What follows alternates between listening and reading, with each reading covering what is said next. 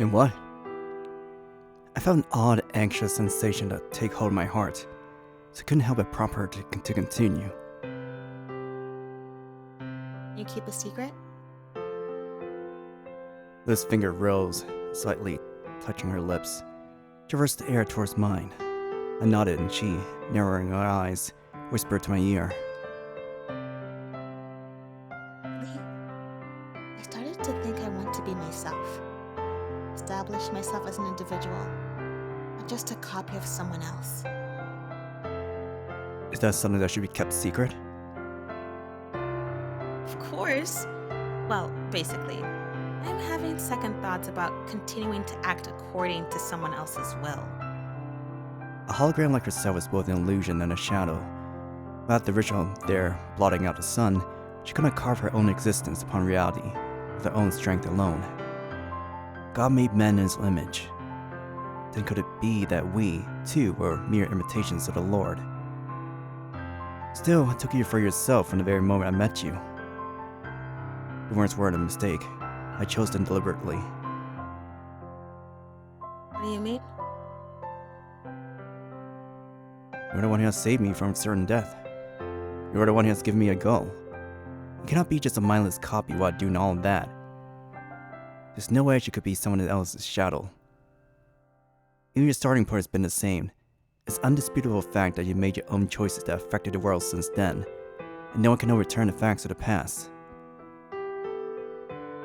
Oh, but you can. There's some guys that can travel through time. Almost no one can overturn the facts of the past. I repeated myself twice. Did that make you angry? She read the expression on my face. I wasn't angry, not one bit. Well, those guys are all dead anyway.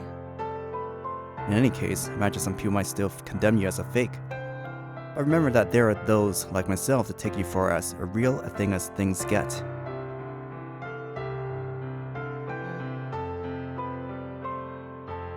I'd be glad you kept that in mind. Lilith took a step towards me, let her head rest against my shoulder. What is it? Nothing. Just felt like getting closer. I couldn't feel warm at all through winter cold. Still, nonetheless, my heart seemed to grow a little bit warmer inside. You're a fake.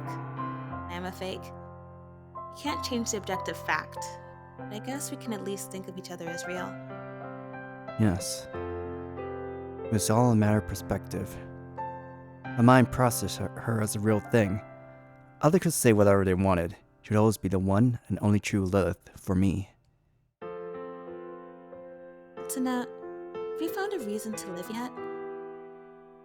I found a hint. I reached out to the sky and grasped the empty air. I see. And we're the same again. I cocked my head at her words. I was already more than familiar with her raison d'etre. Truth is a daughter of time. Deception is a daughter of darkness. Her own existence was directly connected to that concept. That would be more than enough for a fake copy. Don't forget I'm trying to become the real thing myself. Yeah, I understand. Wish for your own individual identity. You have to find a raison d'etre of your own. Exactly. I have to find it, so that I can finally be myself for real. You're one of a kind.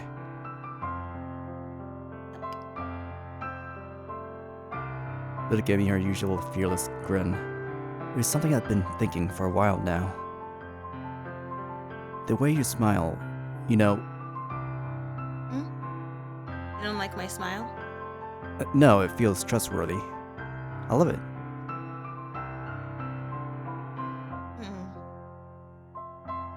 Oh, really? Cristina took her quite a while to regain her composure. It's getting hot, don't you think? She put some distance between us, proceeded to fan her face with her hand. It's cold, so chilly it hurts actually. Snow could still continue to dance in the air, after all. Shut up, fool! True gentlemen would just agree in the situation. You should know that all maidens are whimsical and prone to delusions. I was about to protest, but then considered the women in my life. I guess you're right. I don't know about agreeing to that with a straight face. I couldn't come with a single argument to deny it. I guess you wouldn't. Lilith let out a laugh. Third stratum awaits us next. But, well, you defeated Samael already. Doubt there is anyone left that you should be still afraid of. If you just find a reason for your existence, you'll be unbeatable. I'm trusting you on that, Setsuna. I, of course, am planning to do my best, but you too shouldn't slack off on finding a reason of your own. How about a bet? One who finds his reason first will have complete jurisdiction over the other. Complete jurisdiction? As long as nothing too adult-related. Who do you think I am? I'm not sure if what I want to say would get through the ratings board. Do you really want me to continue? No, I'm fine. It might be a tad bit too shocking in an expression for a pure maiden like myself. Anyway, you in on the bet or not? I'm in. And face me. We faced each other. Yeah? Well, we have to make a promise, don't we? A pinky promise? I was about to raise my hand, but Lilith just stopped me. We're gonna place our hands on each other's hearts and recite our oaths. Is this some sort of ancient ritual? No, I just came up with it myself. My face must have taken on a very grim countenance at the moment. Don't look at me like that. I mean, this method of making promises is way more embarrassing for me than it is for you anyway, right? Then why'd you come up with... That's not the issue, okay? I just... didn't want to promise to feel cheap and stuff. a selfish notion? A selfish but very understandable wish. Alright, I'm gonna do it now. Yeah, show me what you got. Lilith pressed her shaking hand against my chest. I responded by doing the same in return. And then, both of us closed our eyes. I could hear a faint sound in my vicinity. A simple but trusty rhythm. Sense the beating of your heart. I can feel yours too. The beating of her heart felt oddly soothing, slumber-inducing. I swear I will find a reason to live before you do. I swear I shall find a reason to live before you do. Reward for the one that's first. Punishment for the ones that's last. I didn't lie. I need a threat of swallowing nails or needles to be honest with her. Alright, I think that's enough. Yeah. We retracted our hands. I grieved more for the loss of the soothing sound than fading of her warmth. I'm not gonna lose, Setsuna. Lilith gave me the same smile as always, one of sheer cheer.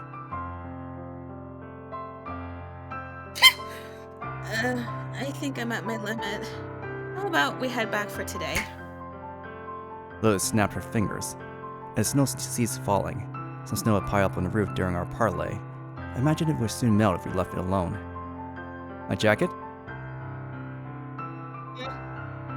I would appreciate it if you returned my jacket. Next moment, an unnerving, hyena-like smile appeared on her face. Maybe I should have gotten it back by force. Too bad for you. I'm gonna need this for a while longer. But before I could grasp her shoulder, she darted back inside the building. I suppose I had no choice but to give up on the jacket for the time being. Oh well. I sighed, with a smile on my face.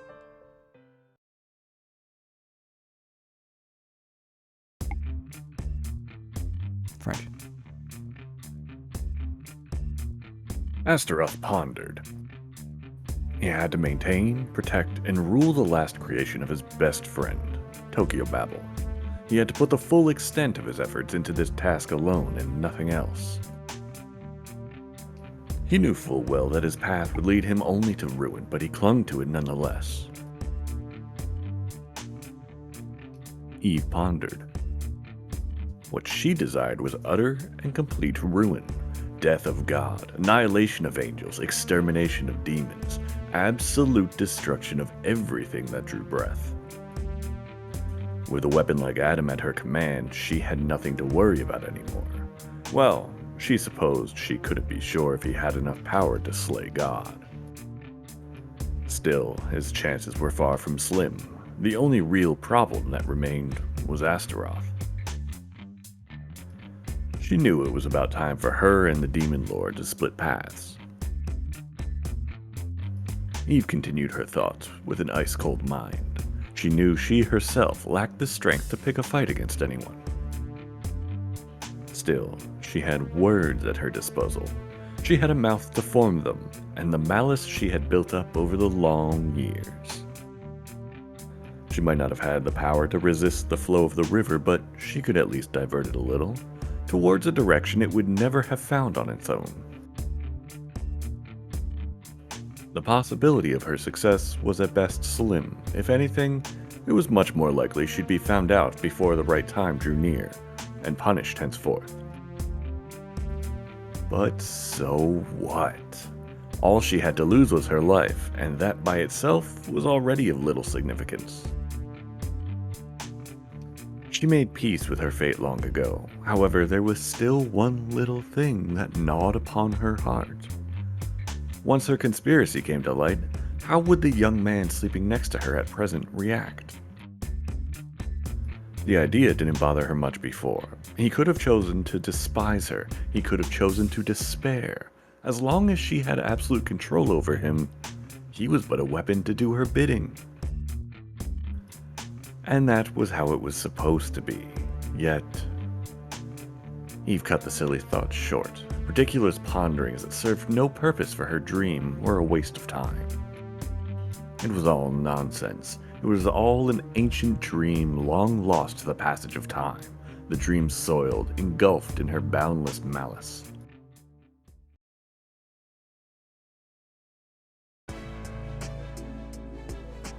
Metatron was drawing his last breath. Why? Confusion, bewilderment, mystery. Questions filled his head rather than pain. With an absolute authority, he was on the verge of striking down God himself. He had brandished a weapon that absorbed Uriel's powers, that was potent enough to obliterate the Lord, the harbinger of ash. Metatron was supposed to overwrite the old, decrepit heaven with that of his own. Yet he failed. His wish had been refused to him, just like that. My deepest apologies, Lord Metatron.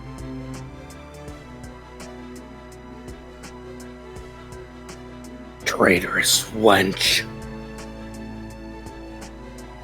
She cradled the lightning rod in her hand, adorned with the crimson of angel's blood. Yet at the same time, not a single red spot tainted her snow-white kimono. The woman that used to be called Messenger regarded Metatron with a cold smile. An attack from behind, oozing malice. Still, under normal circumstances, the lesser god, Metatron would have dodged it, and probably promptly banished the insolent angel from this realm. Satisfied?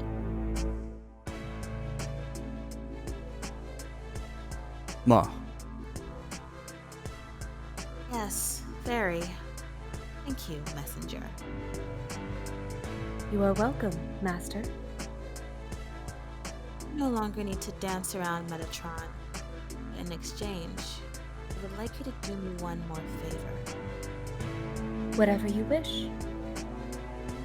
To tell you the truth, the doll I've been using here seems to have malfunctioned. You killed kill her for me.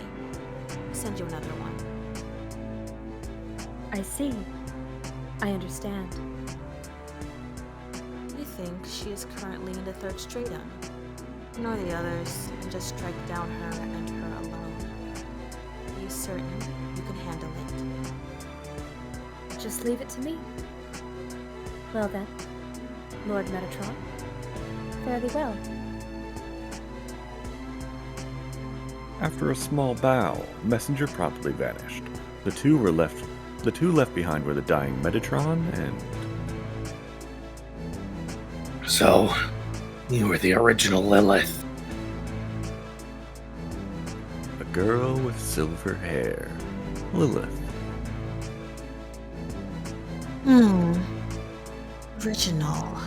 Original, huh? Well, might as well say I am. She let out an affectionate laugh. Observing her disposition, Metatron couldn't help but cock his head to the side.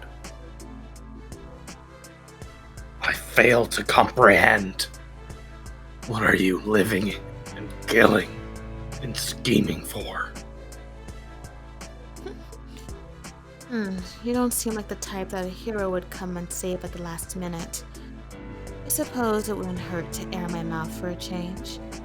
To tell you the truth, I actually wanted someone to lend me an ear. Lilith leaned into the immobile Metatron with a chuckle and began her story.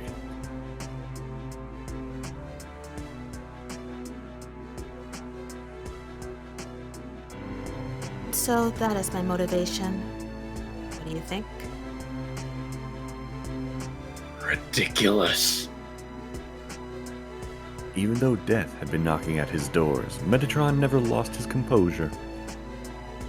He wasn't scared, he was prepared for the end, for vanishing from this world. Oh, and your plan wasn't? Wanting to become a god. What a fool. One doesn't just become god. One has to be made into one. I know that much. We all flocked together and revered an empty concept, giving birth to this beautiful system we now call God. That's the problem. Can't leave our fates to a thing that's not alive. It sounds to me like you're trying to abandon computers and do calculations on your fingers instead, just because it feels more sincere to you that way. God is just God. Even if he can manipulate time, he can never be anything more. Metatron wanted to protest, but realizing that his end was nigh, chose to keep his mouth shut instead.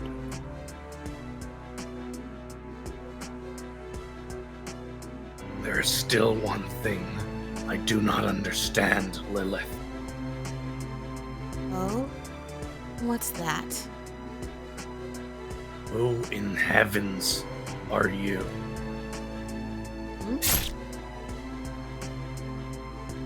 Lilith cleaved Metatron's head out of reflex. The body of the Grand Angel promptly fell to dust and vanished. Oops, I guess I should learn how to control myself better. She scratched her head.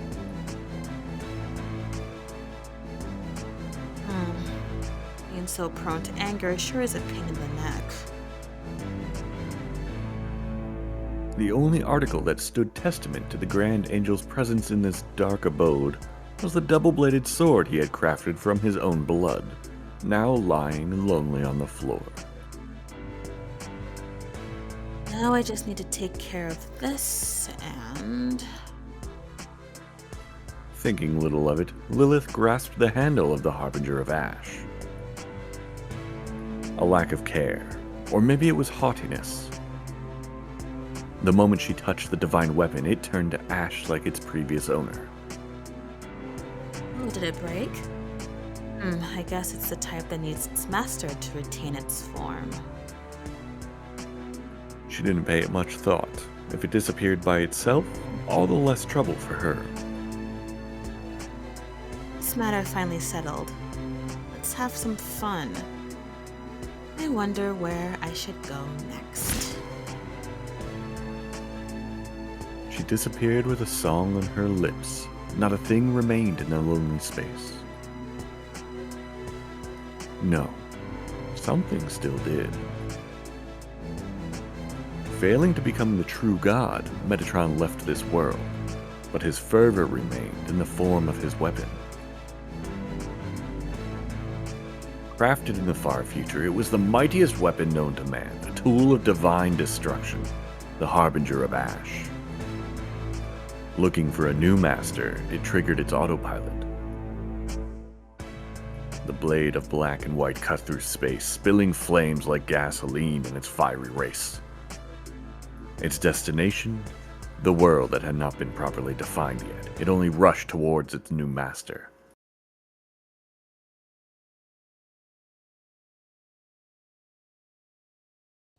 I felt as if my soul had left my body.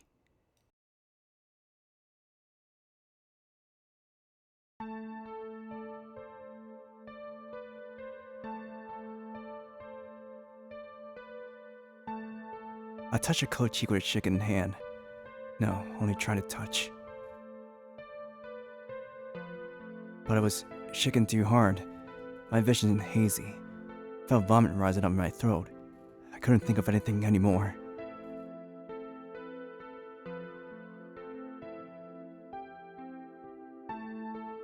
No way. Sorami, her expression vacant, fell to her knees.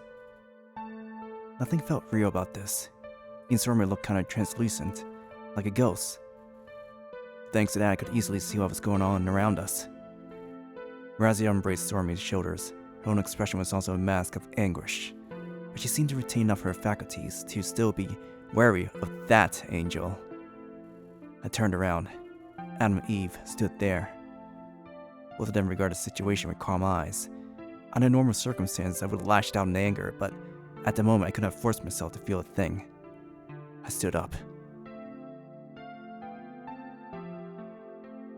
I am deeply sorry, everyone. You see, I have my own circumstances, and Shut up! there is no need to lament that much. The next Lilith shall be with you shortly. I told you to shut up! I took a deep breath. I distanced myself from my memories and sorrow and tried to calmly take in the situation. I had no choice but to acknowledge reality. Lilith died. Some sort of needle thing that appeared out of nowhere abruptly pierced her chest. And that was it. There was nothing I could do for her anymore. I stood up and read Baketti's sword. The woman before me narrowed her eyes. Oh, you want to fight me? Of course. My, what a scary man. She covered her mouth with her sleeve and let out a chuckle. At that moment, I thanked the gods that all my emotions, including anger, had a good sense to leave me for the time being. Calm mind, cold heart, and swift hands were all that I needed to cleave her head off. My one and only objective. Unfortunately, I am a busy soul, so I will have to take my leave promptly. Wait! Ignoring my obvious intent to kill her, she suddenly turned to purple lightning, zapped way out of her sight, in a blink of an eye. I thought about flying into the sky to follow her, but I had no choice but to admit that I couldn't catch up to her. I might have managed to stand against her in battle, but there was no hope for me to win the race against lightning. Lilith. Cal called out her name. I knew I would no longer ever hear her cheerful voice again. I knew full well. Still, it all happened so suddenly. Imagine that in a situation like this, she would have at least had time to struggle or fight back.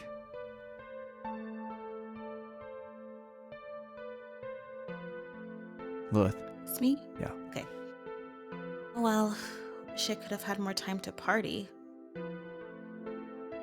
And only once all proved truly futile, she would give up with a smile, maybe adding a one-liner or two to her farewell speech. She didn't answer. She was obviously dead. Setsuna. Are you alright? Sorami looked pale as a ghost. Imagine Lilith's death shocked her just as it did me. Did she really die? Her voice shook. I could tell she was on the verge of tears. Unable to find the right words to answer, I nodded.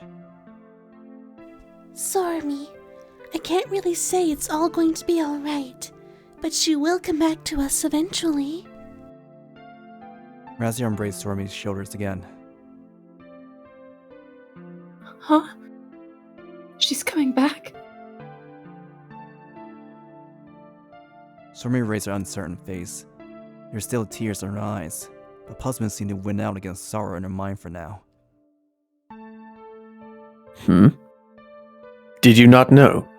Lilith is immortal. It is only her body that was present here. Immortal? What? But she's lying over there. Dead. Lilith is not an individual.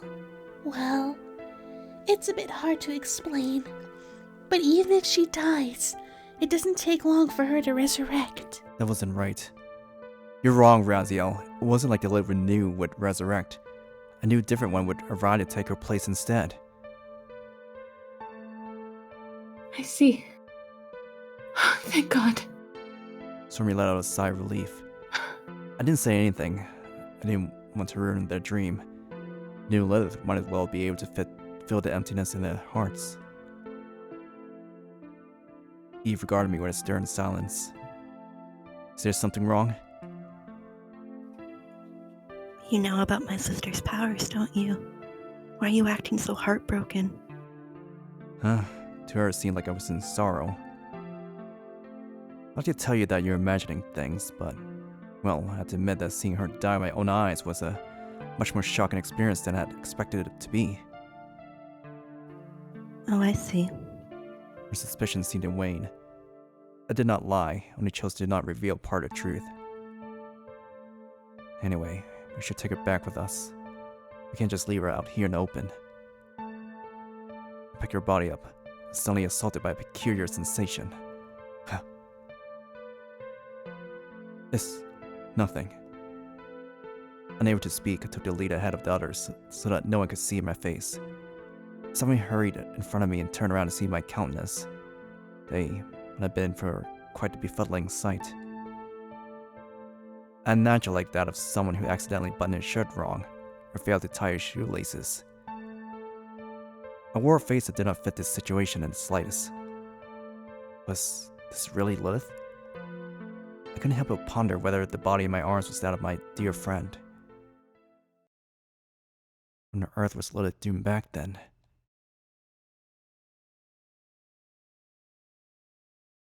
As we reached the area around Koshikara Korikin Garden, she began acting very strange. Lilith? Oh, sorry. Did you say something? You're acting strange. Are you alright? I'm fine, Setsuna.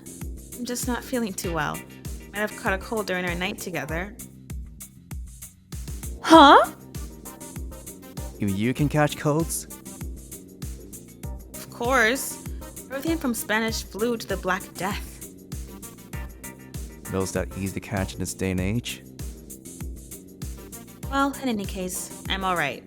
Don't worry about me. Well, I was gonna pry any further. She didn't want me to. Setsuna. I felt someone tug my sleeve and turned around. Sorami glared at me with suspicion. What was that about a night together? The night that I and Liv exchanged our little promise. It's nothing of importance. You looked away from me just now. Could it be he's trying to cover up something salacious? Raziel peered deep into my eyes from below. It wasn't like nothing happened exactly, so I couldn't quite deny their suspicion with ease. So he is hiding something. Sorami considered me with a somewhat dirty look. I didn't do anything salacious, though.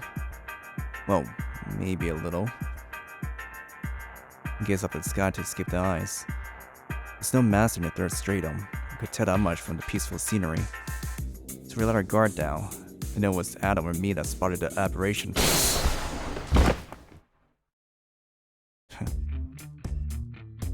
I heard something. A peculiar sound reached out from behind, like a thud of someone tripping. A shudder ran down my back. I rushed towards the direction of the sound. I saw it. Lilith lying in a pool of her own blood. A rod piercing her heart. A messenger looking down on her in perfect composure. It all looked surreal, like a skit from a bad comedy routine. Unfortunately, it was all too real. The weight of her body in my arms was not more than enough to wake me up into reality. Still, what was that peculiar sensation I felt once I picked her up? That's all I could think about, looking at her lifeless face. Cold, no breath, no pulse. On the hand, she was once alive. Yet still, I couldn't imagine her being dead. We barely lived the very next day. Samael, Belial, Astaroth. No one showed particularly strong emotions. Why would they? New hologram Lilith would be here shortly to take her place. She was the 17th Lilith, as far as I know. Did you start counting after the divine calamity, or before? After. It'd be crazy to try counting them all since creation. So, well, pardon me for not showing much emotion. Alright. There's something bothering you. No, it's just, well, it was a bit of a shock. Try to gloss over it. Indeed, Sorami too shut herself in the night duty room for the whole day after we came back. I guess it would be. We, demons and angels, are a bit insensitive to matters regarding death. I guess that's just part of your nature. Well, I'm not sure anymore. After all, in this Tokyo Babel, we can all die just like you. Indeed. Angels, demons, and humans were equal in death in this place. All would turn to dust once killed, as their souls would vanish to the nether. Good for those who woke up to the fear of death. But most of us just died without understanding what the end was all about. A sin of sloth, don't you think? You care about sins, even when you're a demon? You should know that we demons are a hard-working lot. Give me a light jab on the forehead. So that I had a hard time understanding death. Huh.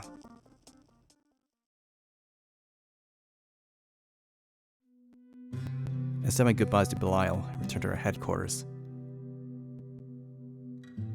Oh, welcome back. But Taddy didn't seem to have returned to Sorami yet. Well, I couldn't blame her.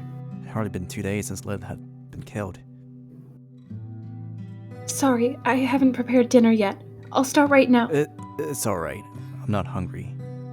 I'd rather have a talk. Huh? Okay. Made her sit in a chair, prepare some tea. It's about Lilith.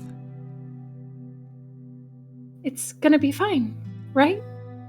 She's coming back, right? She's just gonna be the same person when she comes back, right? It seems she got ahead of my question. I don't know. As far as I know, they share the same memories. She should remember a time together, alright? I see. So then, is it the same Lilith or not? Honestly, I don't know. Do identical memories and identical appearance constitute the same person? Would that make you someone else's replica?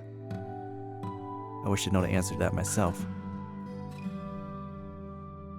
I'd like to think she'd be the same Lilith we know. So we could, have fun joking around and stuff again. Yeah. By the way, did you find your jacket yet? Huh? Jacket? Right. I lent my jacket to Lilith and never got it back. Where on earth does she hide it? Sorami, it might be somewhere in this room. Could you help me look for it? Huh? Okay, I don't mind. So we began our search. Whoa, the closet's a mess. Game boxes are piled up on each other like some mountain here. I really want to clean this up now. Let's leave that to Raziel. Did you find it? Not yet, but I did find someone's underwear.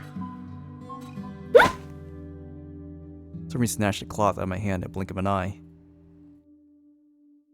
Only Lilith would wear stuff that flashy. Jeez, I'm so throwing it into the washing machine. There are more.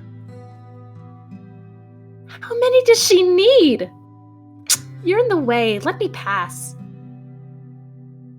Sorami proceeded to pick the scattered articles of underwear one after the other, as her face distorted to a mask of rage. This, and this, and this, and what on earth is even... Huh? Sorami pulled out some sort of rag out of the pile. No, wait, that was no rag. Isn't this part of your uniform? Probably. Apparently, my jacket was hidden under a mountain of underwear.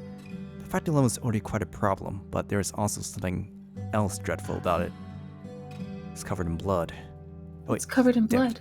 Just like she said, the rag that used to be in my jacket was torn all over. Many crimson spots standing out on its blue fabric. Seemed almost like it had been too worn back. Sorami, don't tell anyone about this. Even Raziel? Not until I tell you it's alright. I spread a jacket on the table and considered it once again. Crimson spots seemed to converge around the areas where it was torn. The inner area of the jacket seemed bloodier than the outside. In other words, it was pretty clear that whoever wore it was attacked. Sorami, did you notice anything odd about Liz's behavior when we were on third stratum?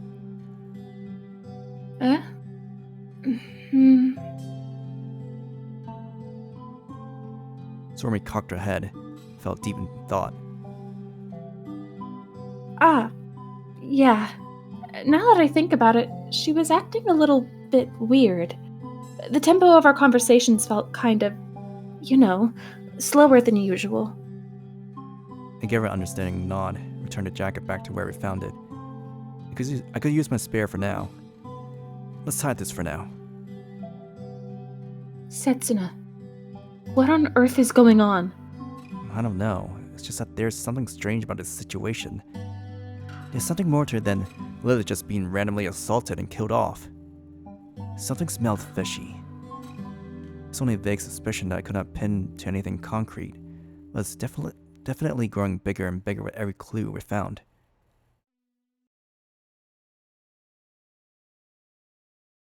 I spent the following few days on the roof thinking. I had to find an answer to clear my suspicions. Astaroth ordered Adam and Eve to stand by in the fourth stratum until Lilith came back. Still, even though Lilith did indeed come here, I still feel like continuing my pilgrimage with her, would I still be able to act friendly with her, as if nothing had happened. With the Raziel, I could get through the fourth or fifth strata alright, but the exercise felt vain, vacuous, without Lilith there to watch over us. I'm just going around in circles here.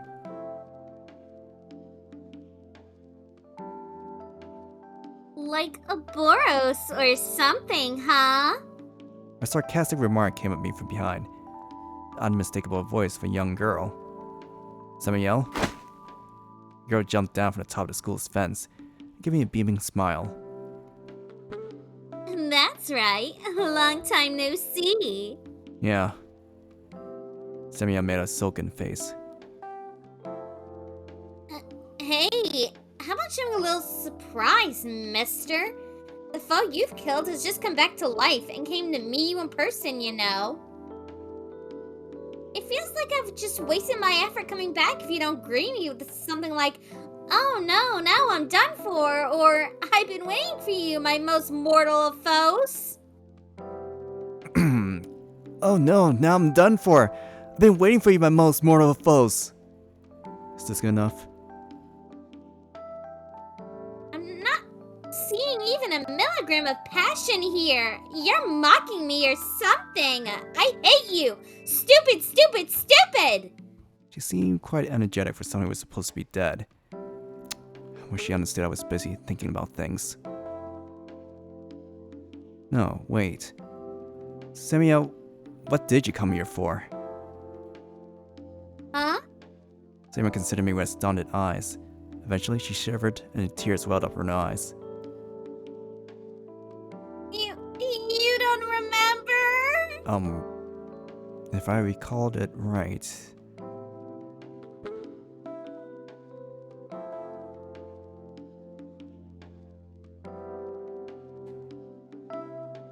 So you came here to kill me? Samael fell silent, her head slumped forward. I couldn't quite make out her expression from the angle.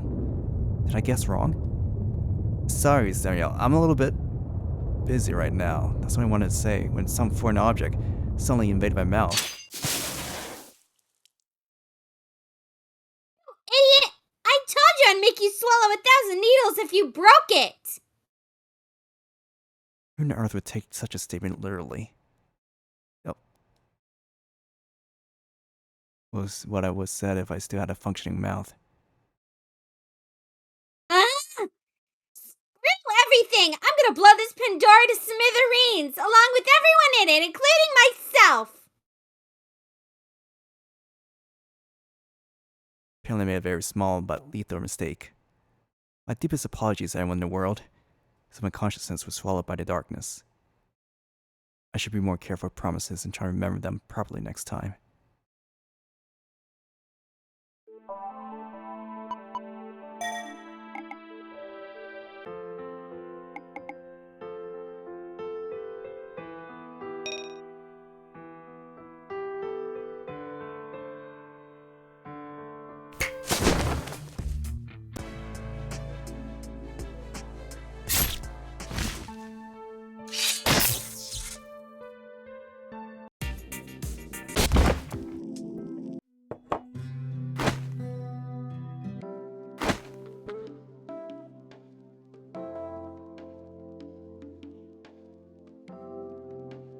We made a promise to be friends, didn't we? Samael's face lit up. If you said you had forgotten that dramatic pinky promise, I would have had to make you swallow a needle. Just one. With a smile, Samael summoned a metal object that reminded me more of a rocket than a sewing instrument due to its sheer size. Only its pointy tip indicated I was supposed to be a needle. I would have made you swallow this. I see you were planning to kill me. Nobody could survive that. For this, you're getting 10 points on my favorite ability, Gauge. And wouldn't you know it, 10 is the max score, too. You can confess to me and it'll succeed. Congratulations, you've reached the true end. A bit too easy for my taste. Well, that aside, stopping her before her jokes would get out of hand, I decided to tell her about everything that happened on the third stratum for now.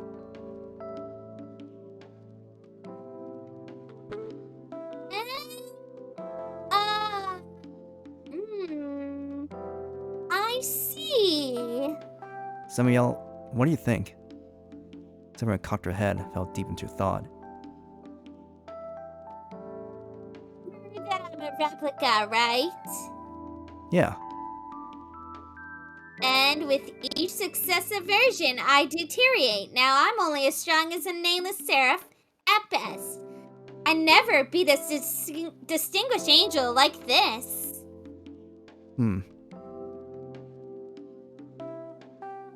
And while the body is definitely an issue, it's the soul that's the biggest problem.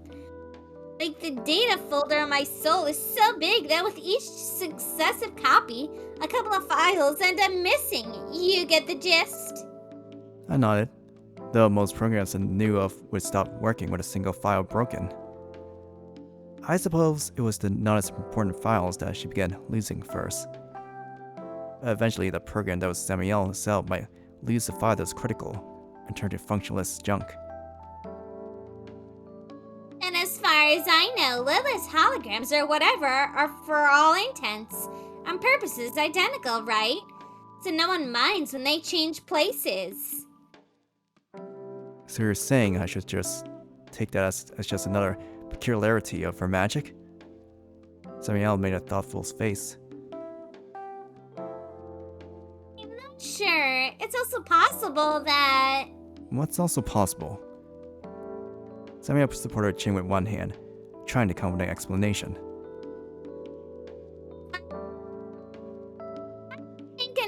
I need to go through a long copying process that's not foolproof each time I die. Oh, that's because your soul doubt is very big, isn't it? There's nothing strange about it. Even I, who knew nothing of the occult, could understand the concept all right. Copying and so meant copying all the experiences the person in question had in their life. The parts they didn't remember well, the parts that were crystal clear in their minds, everything had to be copied and saved in the exact same state as they were before. You didn't, you end up like this Samael before my eyes.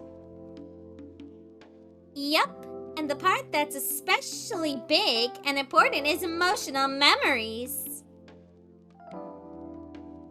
Samael closed her eyes, placed her hand on her heart, looking like a daydreaming maiden. For example, the complex emotions and elation I felt when I killed my first angel. That line sounded a bit more gruesome than what I expected to hear. Well, it still made things easy to understand, so I didn't complain. Emotional memories. Well, I mean, without them you'd start losing yourself, wouldn't you? For example, hearing my statement, you grew kind of disturbed, right? People see and comprehend everything through their own personal emotions and individual bias. That's just how individuals work. Then what if you lose that individuality? Yep, exactly. Without emotions to support them, the memories you have in your head become nothing more than boring records. There is no emotion in them, no sensation of actually having experienced them yourself, like watching them unfold on a screen, yourself completely third party. That's why individual Liliths might have different opinions about their own memories. Something happened. Lilith that experienced it felt a special sentiment about the occurrence. But another Lilith that merely saw it had her own different opinion from the original. Would explain how she works. They have little data, so they don't degrade that easily. They probably have a system that sends the data back to the original, but not vice versa. Original. The real Lilith. Yeah, sure, that's what you want to call her. To me, she sounds like a server that collects and records experience of individual Liliths without doing much herself. That's a pretty good analogy. Indeed, unlike Samael who copied herself, Lilith functioned like a network server. In other words, it's best I assume that Lilith that would come next is going to be a completely different person from the one I knew. Yeah, even if you tried reminisce about your precious moments together with her, she'll probably just put on an act as if she knows what you're talking about while you're feeling a little genuine emotion inside. That happened, didn't it? She'll probably go along with me with her usual playful smile, but in reality, she probably won't be the one to experience the memory with me. I wonder where the Lilith I knew was now. Given the mystery of that jacket, there was a possibility that she might still be alive somehow. I knew the possibility was low, but I couldn't help hoping. The thought soothed my pain. Mister? Yeah? What are you planning to do from now on? Wait for the next Lilith to come? Well, I don't think I have a choice in that matter. So I thought, at least. To tell the truth, I wasn't particularly keen on the idea. Didn't want to die, of course, but I didn't feel like pushing forward anymore either. There's one way I wanted to go. It would rather be the root of all things. Forgetting her smile, an innocent facade, she considered me honestly with serious eyes. Her eyes reflected none of the venomous ire that preceded her reputation. Tenju Setsuna, you want to uncover the root of all things? As if led by her words, I gazed not up into the sky but down below. All I could see was the endless sky stretching below the roof. I wouldn't see the ground unless I jumped down. Yeah, I do. The Lilith I knew was still alive. I had to find her. Samael nodded and gave me her hand. Then let's go to hell together! To hell? If there was one place where Lilith's original would be, it'd be hell. But isn't it submerged in water? Well, that's how the story goes, but... She leaned closer, proceeded to whisper in my ear. There is another Tokyo Babel down there. I lost the ability to speak for a few seconds. Really? Samael gave me a patronizing smile that reminded me of Lilith. You can choose what to believe yourself. I mean, even I haven't seen it with my own eyes. Samael jumped up on the fence. I came out of nowhere with that, so I imagine you'd like some time to think. Let's meet on the roof again tomorrow, and you can tell me what you've decided then. Roger. Then see you tomorrow! Samael casually waved goodbye and plunged down from the roof. I wonder if she might have lost a part of her memories about being a wanted criminal here. Answer, huh? Already had it prepared, my heart adamant. The only reason I didn't stop her was because I thought now was the perfect time to part with her for today. For starters, I should inform Sorami and Raziel of my plans. Also Belial, though I guess I should first listen to what he had to say.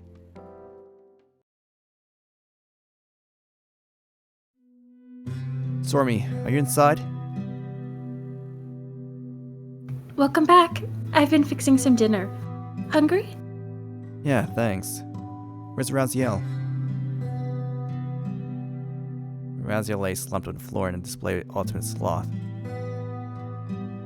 She's just lazing around here instead of going to the library these days. Sorami bitterly smiled. Apparently Raziel, too, had trouble coming to terms with Lilith's passing.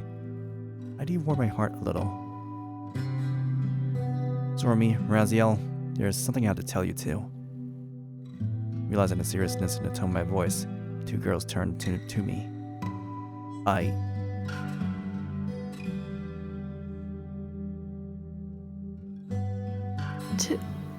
To hell? You're planning to go there? I gave her a nod. For starters, I explained the situation to them, including my relationship with Samael. I decided to descend to hell, to look for the original Lilith there, and, if possible, I was hoping to find a Lilith that we needed too. I was going to shake the feeling that she was in truth still alive. Lilith's still alive? Sorami let out a cry. Raziel, in response, quickly used her dimensional magic to prevent all sounds within our room from reaching outside.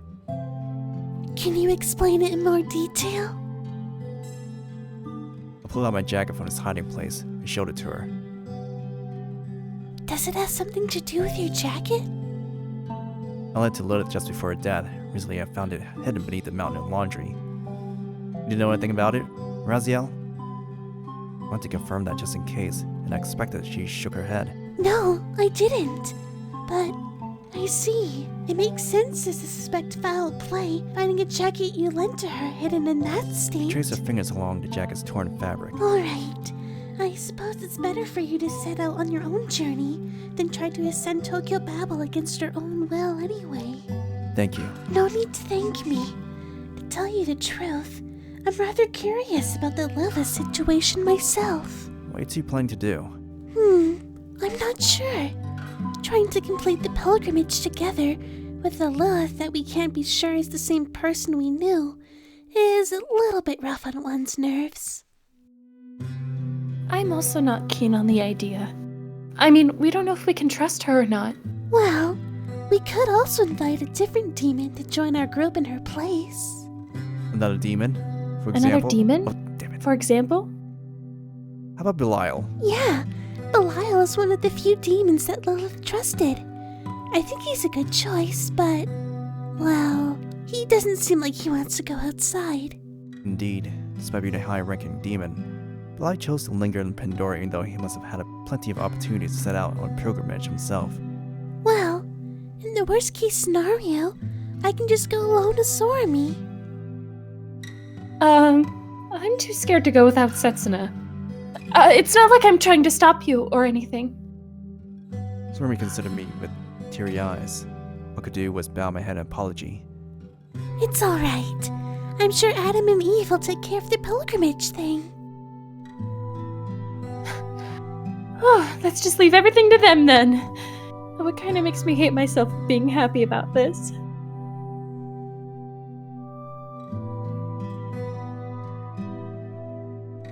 Thank you. Sorami? Yeah? I'm really sorry. I'm definitely going to return. Sorami placed a hand on her chest, slowly shook her head. It's alright. Setsuna, make sure you do your best in hell, okay? That actually sounded like you were cursing me instead. Yeah, I kinda got that vibe too. Well, I'll be looking forward to your return. Putting all of her culinary arts to full use, Sorami prepared a feast to see me off, later stuffing the many dishes that I could not finish into my lunchbox for tomorrow. Next, I had to talk to Belial. I hesitated for a second, but decided to go meet him alone after all.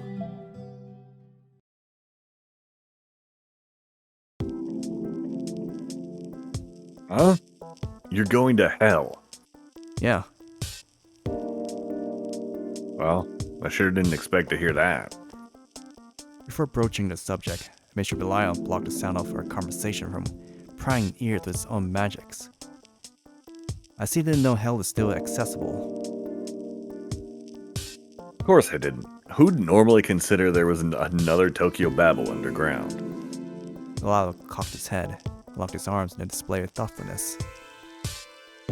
Well, I guess there are a bunch of things unclear about how Tokyo Babel came into being, after all.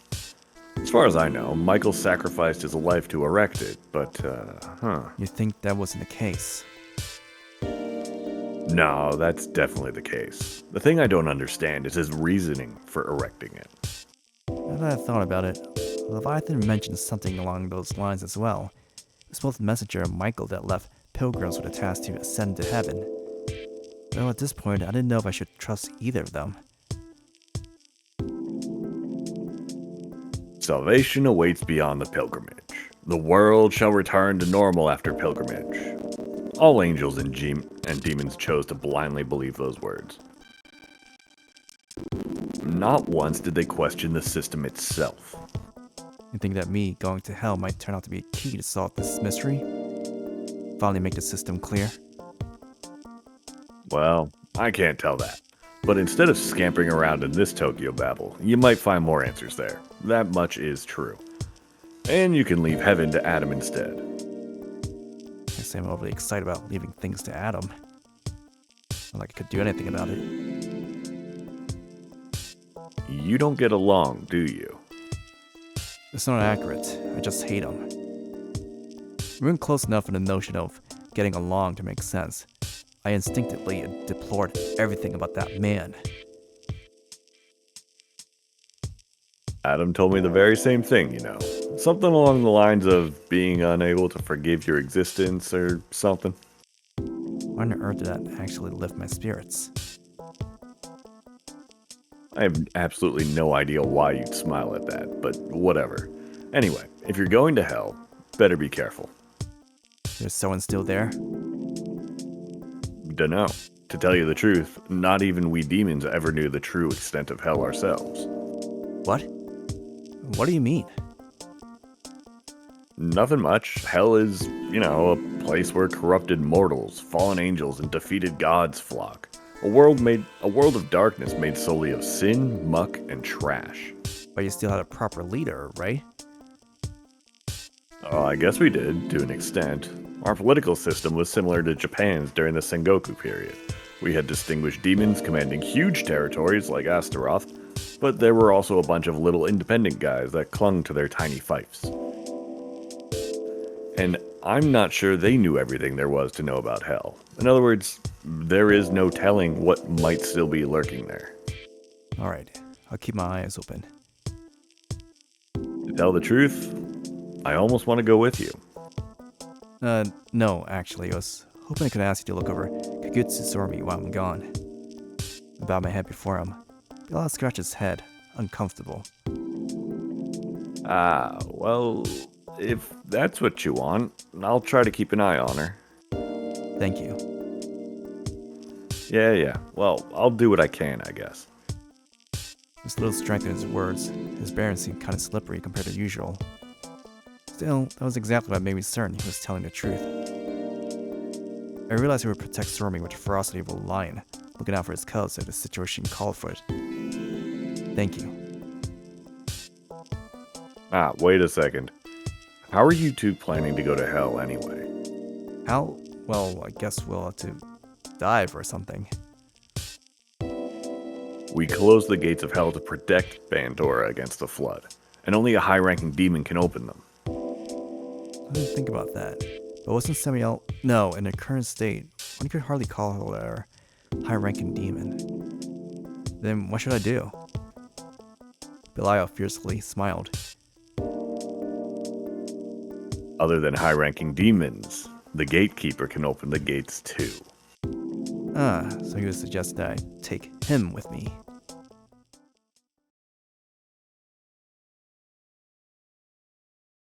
Kyle.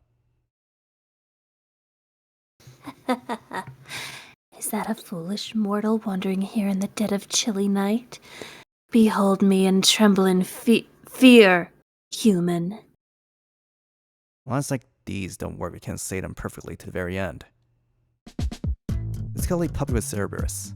Belial recommended I took her, with me. Aw, Setsuna, you idiot! Don't you know that true gentlemen don't nitpick others' tiny mistakes? Here. Setsuna is a meanie. Here, have a bone. I brought 3. Yay! Forgetting his anger, Cerberus proceeded to devour the bone.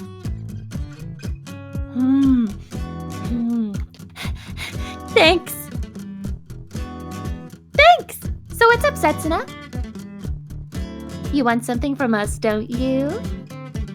You're surprisingly sharp. I'm planning to go to hell. I was thinking maybe you'd like to accompany me. Huh? To hell? It's submerged underwater right now. Did no one tell you that? There's a possibility that it's actually not.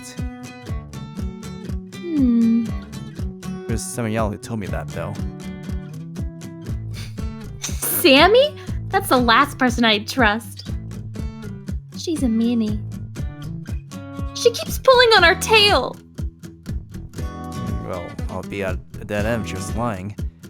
Anyway, Belial told me you're the only one who could still open the gates of hell right now. Belial? Yeah. Give us a moment. Cerberus turned his back to me, as 3 heads proceeded to chatter over each other.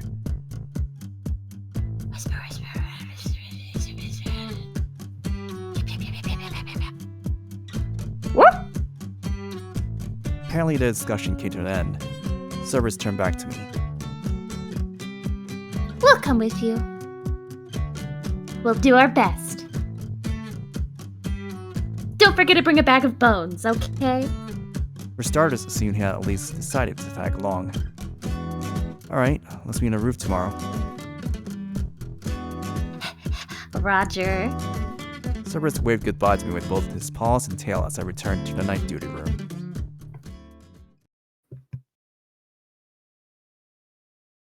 The lights were already out. Careful not to wake up the sleeping girls, I make my way to closest chair. Setsuna? You're back. Sorry, did I wake you up? Nah, I woke up by myself. Sorami gave me a friendly smile, proceeded to make some coffee. When are you leaving tomorrow? I'll go straight to the roof once I wake up. As soon as 2 come, I'll be off. Not exactly a carefully laid out plan. I see. So when I wake up, you might already be gone. Yeah, that's possible. Sorami took a sip of her coffee. Wonder if it's wise to bereave yourself of sleepiness at this hour. It's alright. I won't die if I don't sleep for one night. I guess you wouldn't. Myself silent after that. I hesitate for a few moments, but realized that this might be the last time we'll be meeting for a while. Decided to use this chance to confess. Would you care to listen to my story? Your story? Yeah, sure. I want to hear about you. I thanked her, then evened my breathing. With her strained eyes, and praying that disgust wouldn't distort her features, proceeded with my story. I'm a replica. I told Sorami everything, all about myself and my heritage. Calmly, as objectively as possible, I conveyed to her the cold facts. As to hear my story to the end, Sorami fell silent for a couple of moments, then took a deep breath. I see. So that's how it was. She considered me with tender eyes. I couldn't spot a hint of rejection or disgust in them. The notion filled my heart to the brim with happiness. You did your best, didn't you? Suddenly, she uttered something perplexing. What? I just lived going along with the flow. Even though you were swept by the flow, you never gave up on living for yourself. You did your best, Setsuna. She filled her second cup with coffee. Anyway, about Lilith. She hesitated, the eyes darting all around the room, bashful. What about Lilith? Were you, in love with her or something? Of course, I regarded her highly. She saved my life. That's not what I meant. I'm curious if you were, in love with her as a woman. That kind of thing. She had trouble forming words, kind of anxiety showing on her face. Did I love Lilith as a woman? That was quite a complicated question to answer. Did I love Lilith?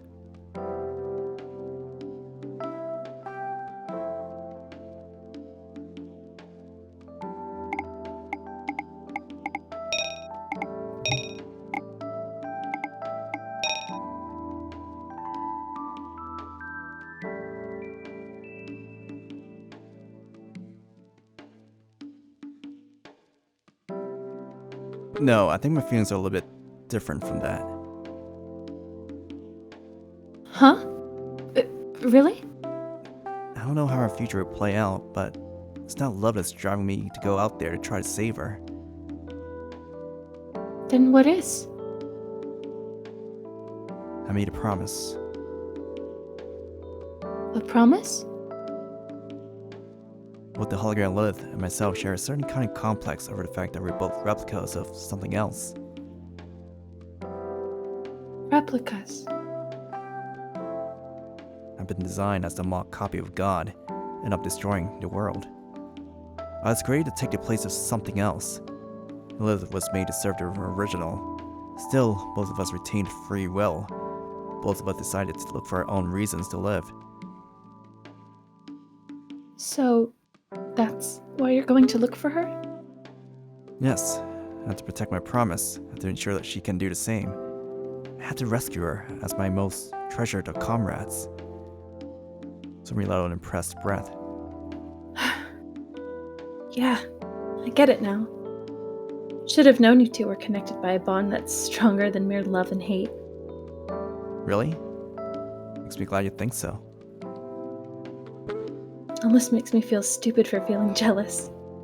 I would have had more of a chance if he said he simply loved her. Sorami began to sulk, instead to act as if I didn't hear that.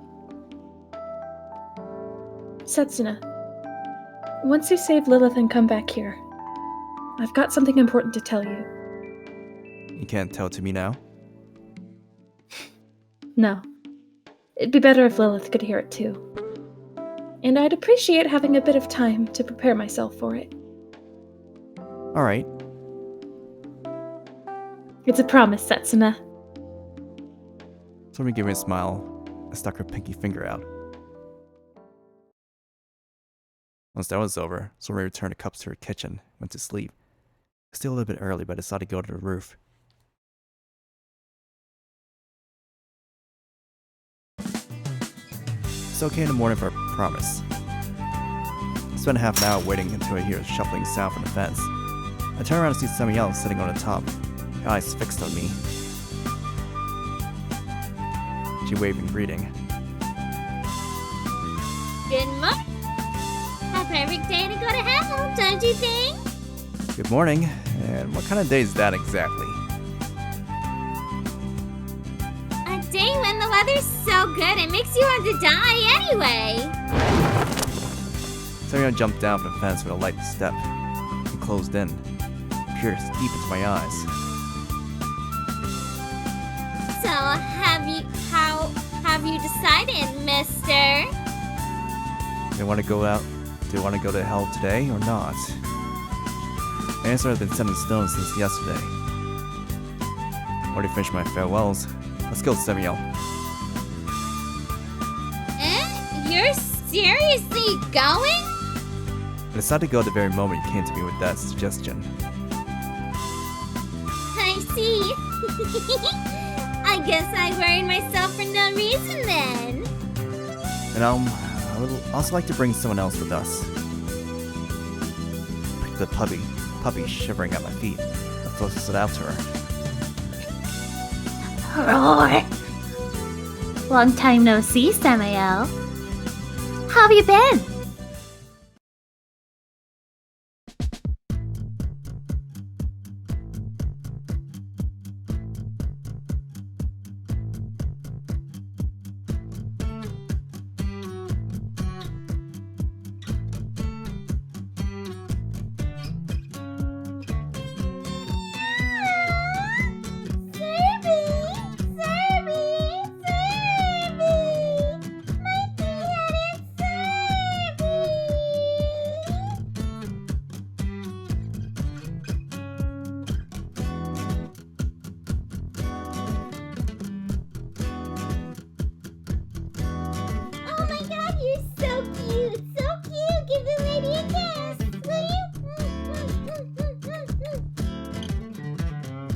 Sarah jumped at Cerberus like a wealthy old lady who had lost everything dear in her life short of animal love.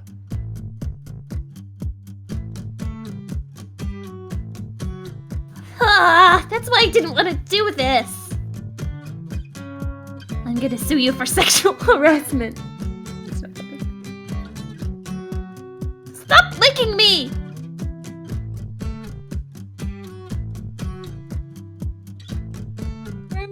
We're taking him? We're really taking him with us? Yeah, I was hoping we could all go together if you don't mind. You know, I think we kind of changed our minds. We won't go unless she promises she'll stop licking us. For starters, could you please give me a bone to ease the mental damage she has caused?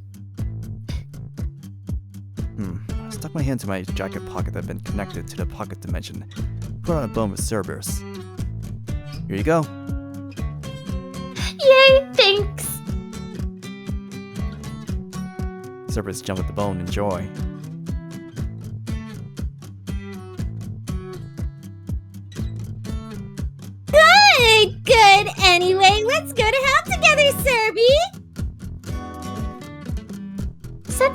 kinda told me the situation already, but are you guys serious? You're sure we can get back? I can't swim. Don't worry. I'll make sure to not let you out of my hands.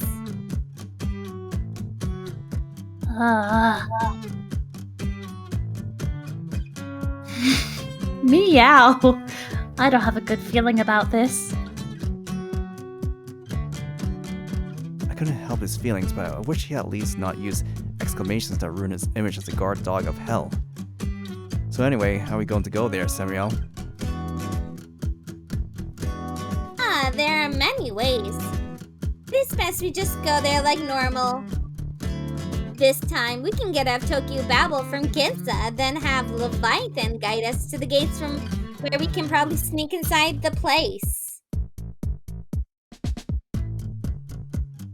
And so you want us to open the gates, right? We'll do our best. Not like we have anything better to do anyway. Samael's lips curved into a cheerful smile and she pulled me by the hand. Let's go then! To hell, to hell! 1, 2, 3, 1, 2, 3! Samael jumped over the fence with unprecedented energy. I wonder what makes her so hyper all the time. Really? I think she was a bit more composed last time I saw her. I wonder if it's Setsuna that's making her act like that. It's my fault? Well, I don't know what made her hyper exactly, but I imagine it had likely been a long time since she had company on a journey. In any case, it was best I was on my way before I lost sight of her. With no time to feel forlorn about leaving Pandora behind, we probably found ourselves outside the giant purgatory. Oh, what a grand sight! Does grand mean there's nothing to see? Well, I didn't know. In any case, few humans, being but 2 meters high ants that crawl on the earth, would feel overwhelmed when suddenly exposed to boundless skies and sea. Well, whatever. Hey, Leviathan, it's me, Samael! Or a proof manifested on the surface and see with Samael's words. Whoa, it's really Leviathan. Leviathan? The name's just begging you to bite your tongue, isn't it? Oh, it has been far too long, Serby. In any case, explain yourself, Samael. Why did you bring Tendo Setsuna here? Leviathan, we're thinking about going back to hell. Could you show us the way to the gates? Are you out of your minds? A cold voice descended on us from above. Like hell we are. I haven't felt this same for a while. The one that went cuckoo was the previous Samael, not me. You can call me Neo Samael if you want. That does not fill me with confidence. Setsuna, are you certain you're not being deceived here? I think I am, to an extent, but only because I allowed her to. Whatever her intentions, I'm planning to stick with her for a while. What about you, Cerberus? I'm just tagging along. It looks like fun. Beasts like ourselves can't function as guardian spirits, so we've been dying from boredom ever since Tokyo Babel was made. Still, Tendo Setsuna, what madness would make you want to visit hell of all places? Lilith. What of her? The Lilith I knew passed away, but there are a few things about her death that didn't quite add up, so I decided to investigate them.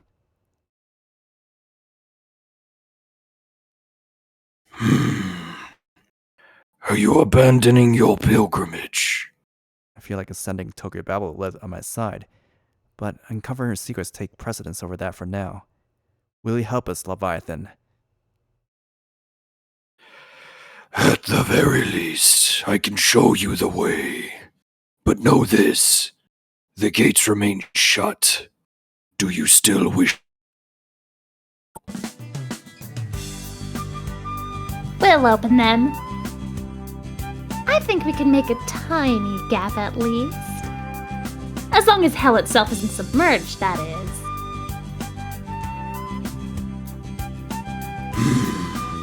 If that is the case, then hop on my back. You would do well to prepare yourself for some swimming, though. Huh? I can't swim. Setsuna, do something! Don't worry, I'll carry you to destination with my very own hands. Yay.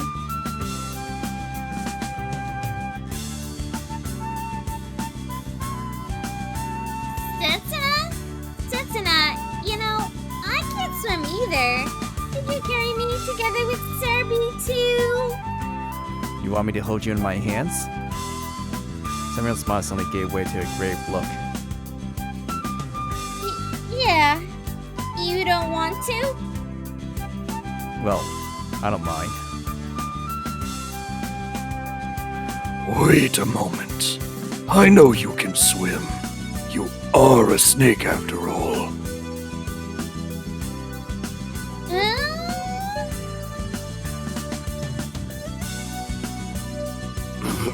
Forgive me. I failed to realize you were the non-swimming kind of snake. And that's that. I'm leaving everything to you. What's what? Anyway, see, I end up having to swim with Cerberus in my hands and Samael on my back. Hardly the most comfortable ways to go deep diving.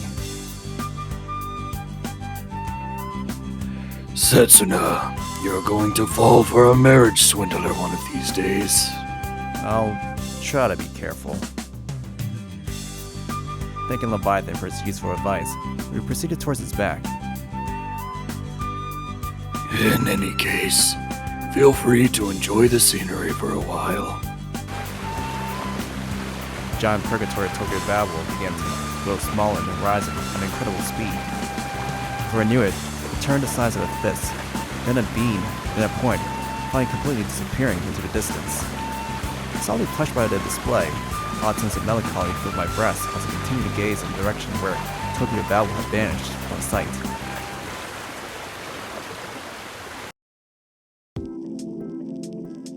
It vanished from sight before I knew it.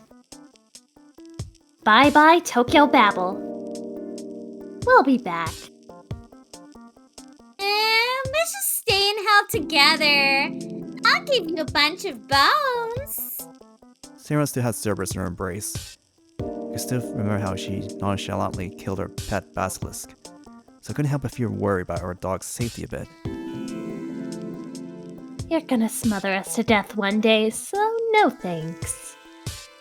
Don't treat us like a pet, wench! Here, here. Though now that I thought about it, Cerberus, the guard dog of hell, the gates of hell must be on a completely different level compared to a monster like the basilisk. Selfish creature. Huh? You need to get a mirror. Then a few barks, three heads of Cerberus proceeded to playfully chomp at Samuel's hands. Wow, so cute. I feel like I'm gonna go crazy. You were born to snuggle, weren't you, little guy? Seal, unbind, real form. Duck, demonic voice. Oh. Samael, do you still think we're cute? Of course I do. You're still a doggy. Samael beamed. Even this doesn't work. In his form, Cerberus could not get Samael to treat him with dignity. That's what you get. That was what you got dealing with a snake. But could you please stop calling me a doggy?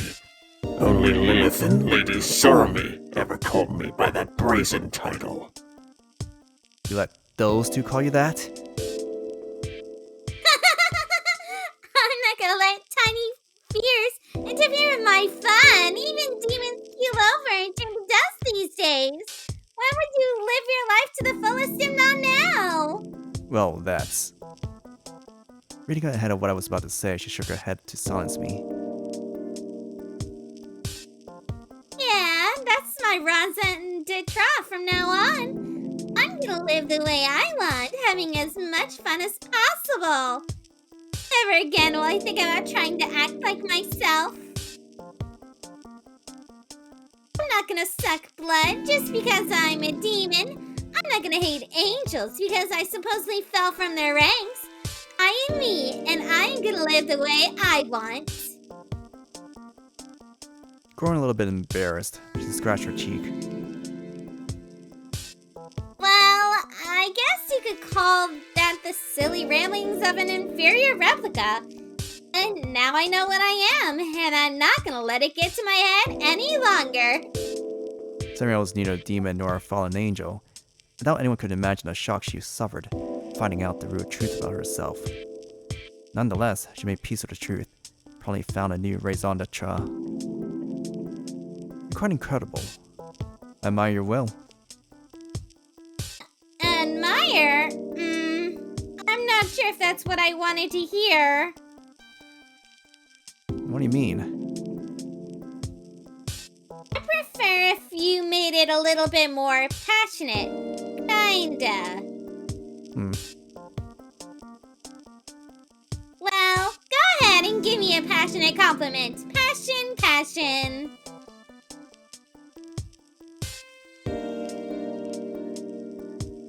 You should stop pestering people with nonsense. Passionate, huh?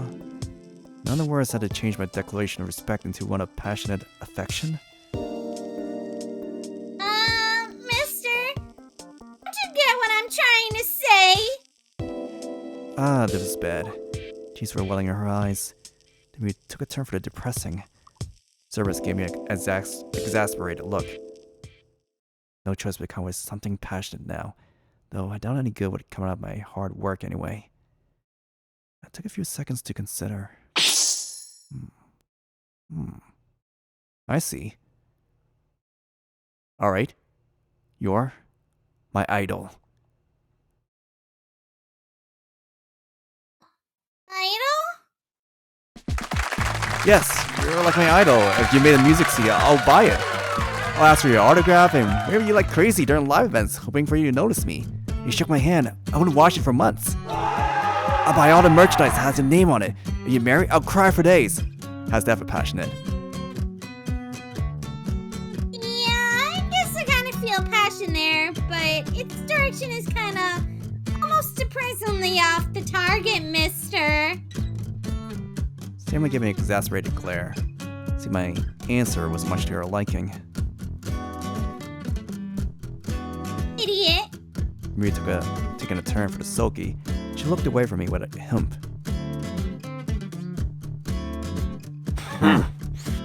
You're out of touch, Setsuna.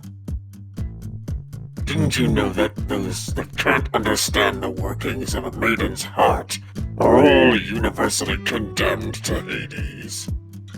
Wait, Kyle, you do that one.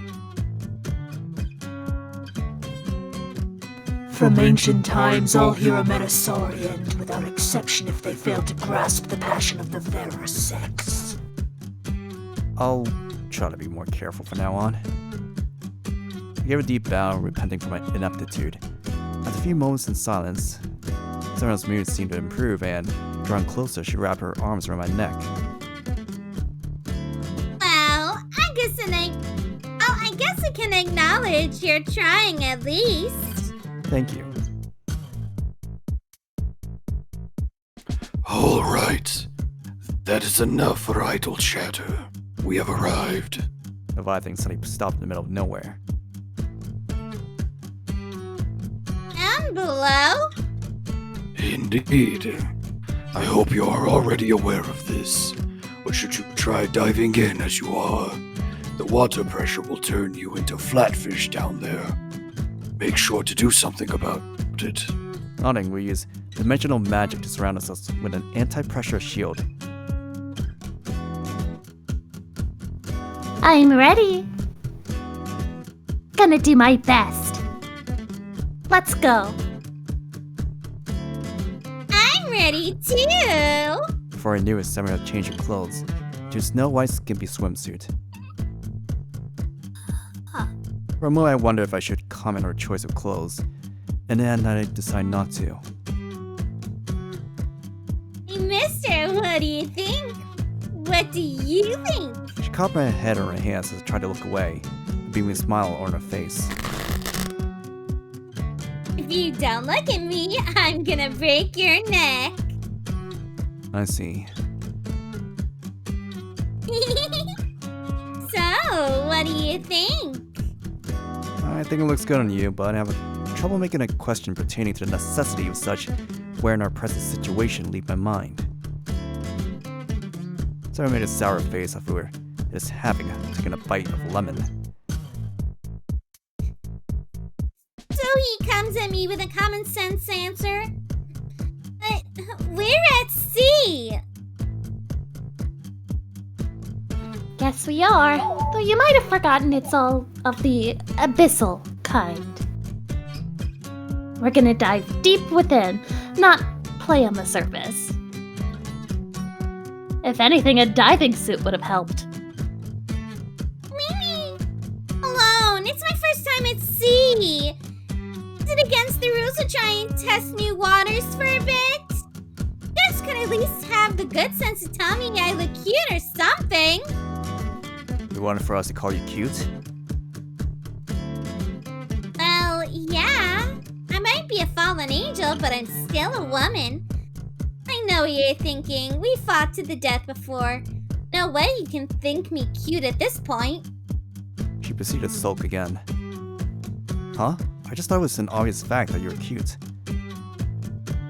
Oh? It was obvious you're cute. I didn't think it needed to be said at this point. Thought you'd know that much without me putting it to words. Oh! Wait, you think I'm cute? I nodded. Unfortunately, she didn't seem to show much joy at the remark. She flushed red with a dazed look on her face. Hey, it seems to be going pretty well for you after all, Samael. Didn't know Setsuda was a Don Juan. He's totally pulling the wool over her eyes. Shut your trap, dog! Seiya proceeded to strangle Cerberus. I can't breathe. I give up. What are you so embarrassed for? Listen, are you people planning on getting off my back anytime soon? Sorry. I rescued Cerberus from Samael's hands. Samael hesitated for a few seconds and... I'm flattered to make an acquaintance of you and your back. I'll leave everything to you. So she climbed on my back with an embarrassed smile. I finally made some progress up Leviathan's neck, from there all the way to his head. A voice reached for me from below. Leviathan has something to say to me, apparently. Tendo Setsuna, lend me your ear for a second. This is the first life-changing decision that you've made out of your own volition. You could have continued with your pilgrimage, or you could have chosen to stay idle, doing nothing. Yet here you are now, on my back. You've made your choice, not out of fear or a misguided ambition. You've simply obeyed your own unadulterated feelings. And the path you have chosen is, I believe, the most arduous of them all. It will be laden with pain. It might lead you to your own demise. However, above all else, you will likely witness something that few mortal minds could endure. So you're saying I should steel my heart for what's to come? Nay, To steal one's heart is to commit folly, for he who does so welcomes the inevitable, and accepts the imminent embrace of death. Steal not your heart, lad. Live instead. Thrive and survive. Thank you for the warning. I should keep it engraved in my mind. It will likely prove to be advice of utmost importance. Aye, then be on your way.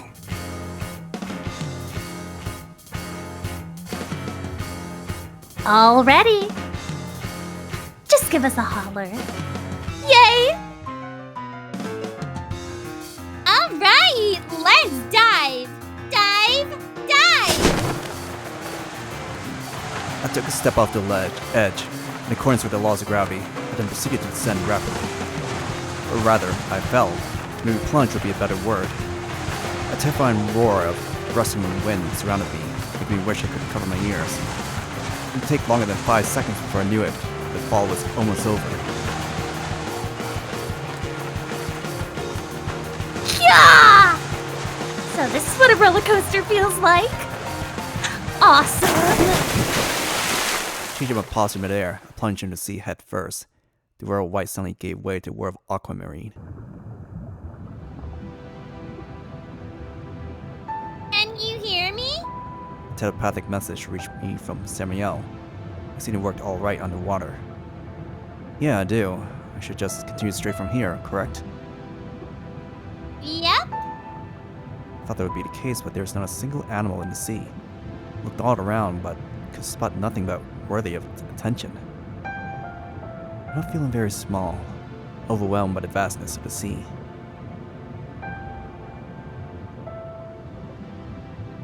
Boring. Nothing to do. Hurry up! Cerberus only found it boring, it seemed. My worry somewhat dispelled by his carefree voice. I proceeded deeper. Soon enough, we reached a depth that sunlight could no longer penetrate. I'm perfectly alright in the dark, but would you rather I made some light? It would help me a lot if you could do that. Samael snapped her fingers. A fiery snake manifested out of thin water, illuminating the area around us somewhat. Swimming ahead, the snake proceeded to lead the way. A flame moving inside the water had this mystifying kind of beauty about it. Slowly followed it in silence. Thanks to the magic shield, I didn't have to worry about the water pressure crushing me. Eventually, the last remnants of outside light melted away, the fiery snake turning into a sole beacon in the vast scenery. Otherworldly, absolute darkness. I felt as if it would crush me if I let the fiery snake out of my eyes. I'd recommend you don't look around too much. I refocused on the serpent in front of me. Sorry. You're really human, aren't you, huh? She let out a cheerful laugh. Oh, I think we're almost there. Tried making out something in the darkness ahead of us to no avail. She probably based her guess on the time we spent diving. The fiery snake suddenly halted, then proceeded to dance around in circles. As I caught up to it, I finally managed to make out the rigid bottom of the ocean. Seeing we finally reached the gates of our destination. We were as grand as I imagined, looming at the bottom of the sea like some ancient monuments to the gods. To their sheer size, I couldn't make out the inscriptions they were laden with at the top. Whoa, so nostalgic. Nothing's changed at all. Except for the water. Cerberus proceeded to wriggle my arms, celebrating his homecoming. So, Cerberus, how are we supposed to open them? Give me a second. Cerberus let out my arms, and spinning around once in the water, returned to his true form. I wonder if they still function in this state. The water and gates themselves came from different dimensions, so the water pressure shouldn't affect them. Cerberus took a deep breath. A loud piercing roar, to which the gates began to slowly open in response. Hurry! We have to close them before too much water gets inside! Before he could react to his words, a tremendous current caught and pulled me to the gates. I felt as if I was trapped inside a giant washing machine, spinning around in a vortex of water. We were forcibly drawn towards the newly opened gap in the gates.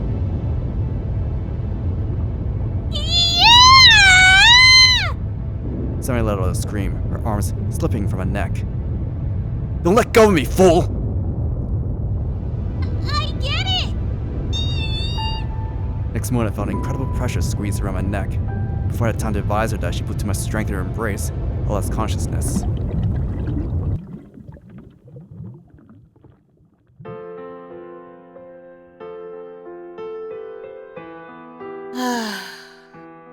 What did you come here for? Liz stood before my eyes. A mirage, dream, or reality. She felt like any, and none of those at the same time. If I had to make a hypothesis, I guess that our minds have been connected. It was somewhat akin to a telepathic conversation we were having. And this Lilith was, without doubt, the Lilith I knew. The problem with me being here? She made a stern face. Of course I do. That's not. You came here believing I was still alive, did you not? Well, yes. That's fine to that point. Perfectly fine. But if you understood that much, then why didn't you try and consider why I had to go out of my way to fake my death? I didn't have enough information. I know you wouldn't do something like that for no reason, so Lilith cocked her head with a thoughtful expression. Well, I guess it makes sense. Setsuna, I'll give you a quest. And if you manage to complete it, I'll tell you the truth about everything. It fit perfectly with the image of Lilith, who was quite a gamer in her free time. It's a very easy quest. There is a road leading to a hospital inside this Tokyo Babel of hell. Find it. Hospital? You'll find the answers to your questions. I'm trying to do here. There. And that's the quest? But it felt a little bit too easy, to which Lilith unveiled a mischievous grin. Just let me tell you that it's full of lethal stuff. Lethal stuff. Otherwise, it wouldn't be much of a quest, would it? If you don't feel like it, you can just go home. What's your choice? I won't go back. Stubborn as always. I wonder if that expression applied to the situation. If anything, this isn't stubbornness, it's determination. I thought that was what it really was. Liv decided this on her own, and left without telling me a thing. It was inconceivable that I'd allow her to have her way like that. The childish determination that boys are famous for. I didn't know you were the type, Setsuna. No, my determination is very adult, manly. You're a little more than a child from my perspective, though. She gave me a bewitching little smile. Yeah, right. If anything, we're the same age. But, well, being more mentally mature of the two, is that what you think? Then so be it. Huh? Are you trying to act smug with me now? You can call me boy you want. Because if I am one, you're just a cute little lady yourself. Taught you to talk like that. Lilith flushed red for some reason. Seems like she was weak to words like lady.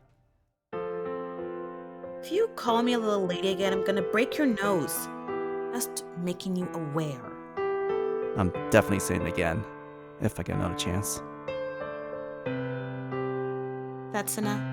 She suddenly called out my name as she turned her back to me. Thanks for coming. It really made me happy. With that, she snapped her fingers. With that snap, my consciousness fell into the darkness.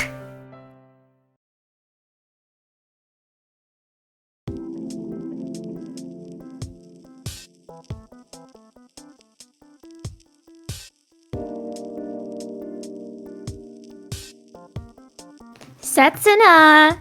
Setsuna! Setsuna! Rather than the coat of asphalt, I woke up to a warm, sticky sensation. Seeing Cerberus was licking my cheek. I'm up. Feels weird. So could you stop that? I stood up. Asshole. My tongue is the best medicine known to man. Ignoring the little dog, I looked around the area. Couldn't find Samael anywhere. She's not around. Only the two of us were here when I woke up. What should we do? There's only one course of action left for us to hear. Let's look for Samael. We can decide what to do after that. Okay, let's split up then. Sensible decision. The words Lilith left me with suddenly popped into my mind. It's a possibility there might be hostiles in the area. Make sure to transfer into your real form. Call for help right away if you notice anything strange. What a worrywart. We're gonna be alright. We're in hell. Our turf. Cerberus let out a bark and proceeded to lop forward to one of the streets. I was a bit worried, but I guess his words makes enough sense. This place. Looked around, found a couple of familiar buildings, then tried checking one of the signs on the street. Shinjuku, huh? I expected this place was modeled after Tokyo, just like the purgatory above. At least I didn't think Shinjuku was part of the original hell. For some reason, someone erected another Tokyo Babel inside the depths of hell. In that case, I should concentrate on finding Samael first. From the way she talked, I guess it wasn't the first time she came to this place. Samael! No answer. Flew into the sky and scoured the area for her. Anxiety welled up in my chest. If Lilith's words were to be trusted, then I should expect to run into hostiles in this place. Though I guess one could argue that the whole conversation I had with her was a dream birthed by an unconscious mind. Well, at least it helped me come up with a concrete goal for my trip here, the hospital.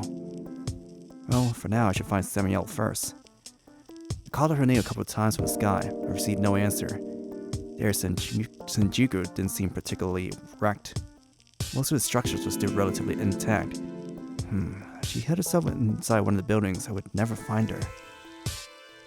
Ah, there she is! Finally spotted her.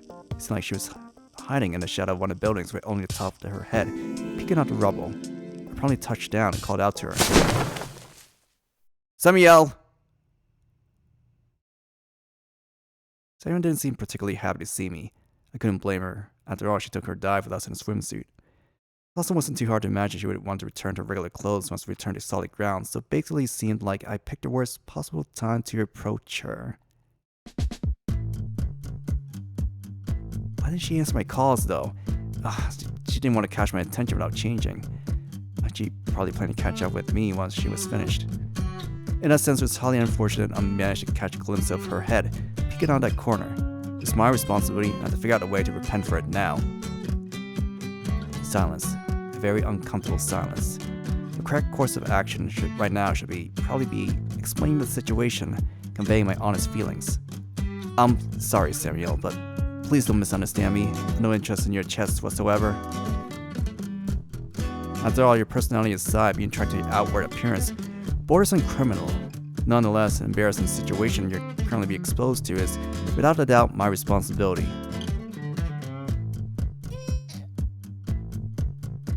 And so I shall repent. Is there anything you would wish of me? My bow until my nose touched the ground. Do anything to atone for my transgression. How about you stop leering at me for starting, nincompoop? A magic projectile flew my way, full of killing intent to boot. I lost consciousness again. Lilith looked at me with eyes full of blame for having ruined the emotional farewell we had. I'm sorry, I'll be on my way post-haste.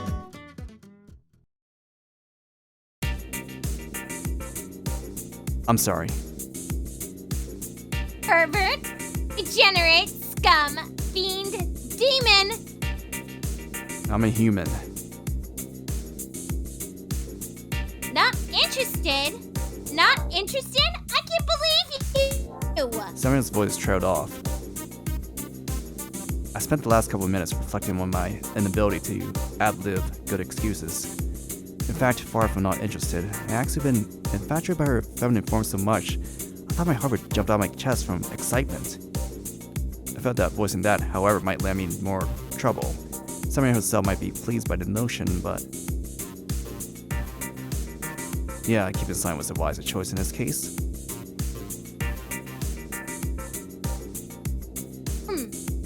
Guess we can postpone our discussion about the problems of your behavior to a later date. Anyway, were you looking for me? Yes, is this place the other Tokyo Babel you've been talking about? Samurai gave me a nod. Yeah. I don't know why, but I seem to have a memory of this place being here in the corner of my mind. She added the place must have been important to her for a reason she could no longer remember. Proceeded onwards, looking for Cerberus this time. Tried using the dog whistle every so often, but to no avail. I wonder where Serby went. Can't be that far. An explosion in the distance. Sammy and I glanced at each other, proceeded to fly into the air immediately, and put a Piketty sword for the pocket dimension. Eventually I saw Cerberus breathing flame with a bark. That inferno possessed such potency that all that matter came in contact with turned to ash in an instant. The blast wave alone was strong enough to potentially cause me serious damage. A red shadow flew to the sky. What? I couldn't blame her for being surprised. Cerberus fought an angel the two of us knew very well. Someone who can possibly be here. The master of the angels of destruction. One of the leaders of Pandora. Samael. Kevin showed no reaction and continued to vacantly stare at Cerberus.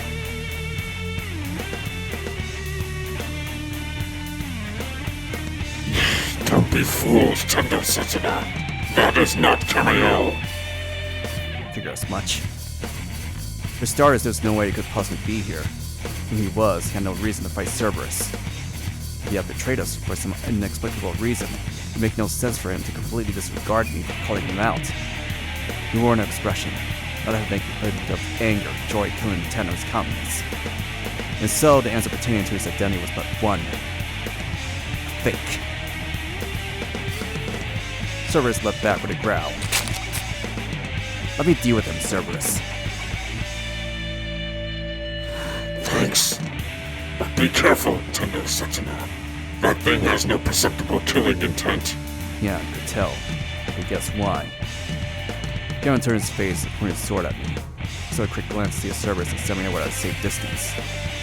It should be fine, we could start the fight. Alright. Come. It was far from the first time I faced Samael in battle. I exchanged many a blow during training. The only question here was how much of a difference in strength there was between the real Samael and this mock copy of him. I mean, I knew the Master Angel to go all out with me during practice. In any case, for starters, I shall pulverize you! Piketty's sword and Executioner's sword clashed. Sparks blazed like fireworks from where a blaze came into contact. Still, he was nowhere near as strong as I imagined. I considered his face, I felt a shudder rise up my spine. What on earth was that? Humans, angels, and demons, everyone displayed life in their motions. Despite being alive, every little thing had an air of vivacity about them. The thing about before me, however, didn't. It moved like a doll, hardly acknowledging my existence, staring at me like a wall. I clicked the tongue and kicked Samael in the stomach. He didn't flinch. In response, his fist crashed into my forehead. I fell back, crashing into the wall behind. The impact shattered the bricks, and the whole building crashed down on me. A strange, tense sound like that of a stretched bow reverberated in my ears. Samael brandished his sword high above his head. A very bad feeling about that maneuver. I could smell incredible energy welling within the steel in his hand. An approach to battle that never gave his opponent a chance to rest. Executioner's steel at close quarters, matching guns when at a distance. If someone brandished a shield, he would crush it. If someone brandished a sword, he would crush it. Painfully simplistic, and as such immune to petty tricks.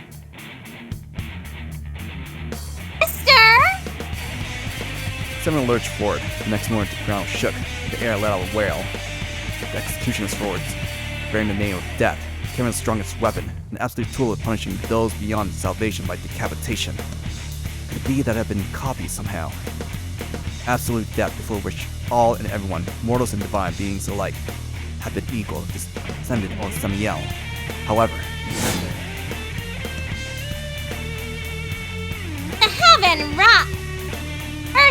else. My right hand is that of Damaris, the Empress of Venom. My blessings turn to curses as darkness and light bolts wither away at my coming. Saren was, after all, a monster herself, a fallen angel. A terrible cloud of poisonous smoke engulfed the area as the black ooze that spread out Samael's hand came into contact with Camiel's blade. Venom so potent that it could melt light itself. My companion wasn't called a fallen angel of venom and death for nothing. I'm on it already. Stopping my breath and signing all my nanomachines to protect my skin, I dashed through the poisonous ground to escape the noxious fumes. I somehow managed to find my way to safety, and my clothes seemed to have mostly melted away. What kind of insane venom was that? Camiel was already in the middle of his follow-up attack, so I had no way of invading that one, without she had enough power to summon that super intense venom in quick succession. And so, this was my first and likely last chance. Ignoring fear that permeated my body, I refused to slow down. I used Takemikasuchi, and augmented my strength and readied Piketty's sword. The thing had the reflexes of a sloth, or because it lived like a dead man despite being forced to life. An idea how it could end up it. Come forth, gluttony! A giant beast let out and took my sword and without a moment's hesitation, swallowed Camiel's whole. You... Not yet! Using the board's back for a trampoline leapt into the air.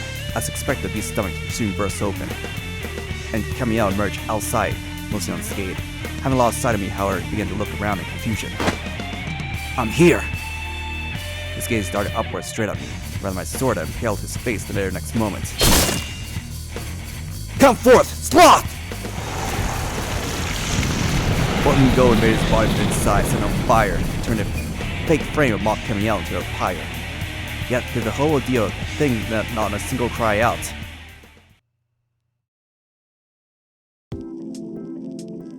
Mister, are you alright? Are you hurt, Tender Setsuna? He rushed to my side. Continued to serve the struggling Camiel who still seemed hell-bent on fighting, despite having turned most of the ash already. He was seriously weak. Yeah, I guess they haven't installed a speech program into him, judging from how he never opened his mouth once. Saren ripped Camiel's still mostly damaged arm off from the fleshy bonfire. Look at it, it's cross-section. I can understand what you're trying to do, but you could show some respect to the deceased. It might have been a mock copy, but that body was still one of my friends. Sentimental. Anyway, look at this. Consider the cross-section of the arm that she thrusts out to me. Well, it didn't seem like mechanical like I expected. It was pretty badly burned, but I could still spot a semblance of skin, muscle, bone, and nerves. A perfectly normal human arm. Human? Yep, I think someone forced an angel's design into a human's body here. Samael poked the muscles and skin, sticking out the severed arm. Angels normally have another type of tissue around this area that forms their wings. So you're saying that this is missing, the arm belongs to a human? Doesn't belong to a demon either. In their case, the muscles are structured completely different to deal with any incoming magic strain. You know, I think I'd like to investigate this thing a little bit more, if possible. Confirmed that Camiel stopped moving for good. I summoned some water with my own magic, put the fire out. The spider had burned to a crisp. I imagine the organs inside should have at least survived somewhat. The thing hardly looks anything like Camiel at this point, however. The left arm is definitely angel. The right shin is kind of demon-like, I guess. Internal organs? Catch, mister! I imagine bloody heart or something like that would come flying my way, so I panicked for a second, but what ended up landing in my hand instead was a piece of some sort of machinery. You know what it is? An artificial organ. Probably a liver. There's some cutting-edge technology. I suspect it came from a world as advanced as mine was. This thing's actually a big deal? The liver is responsible for over 500 different metabolic processes within the human body. Finally managing to replicate it properly was one of the biggest achievements ever in the field of bioengineering, at least on my world. To manufacture something like that, you would normally have to combine the perfect know-how stem cells and extremely precise nano-engineering. Sting my hands, however, seem to be made exclusively of artificial parts. It's quite an amazing piece of technology. This is quite incredible. So someone merged angels, demons, humans, and e-machines into one Frankenstein monster? Yeah, I can hardly believe it could function properly. Oh, I guess it depends on your definition of properly. Anyway, understood it's biology. But Samael and Cerberus, what kind of objective do you think that thing was made for?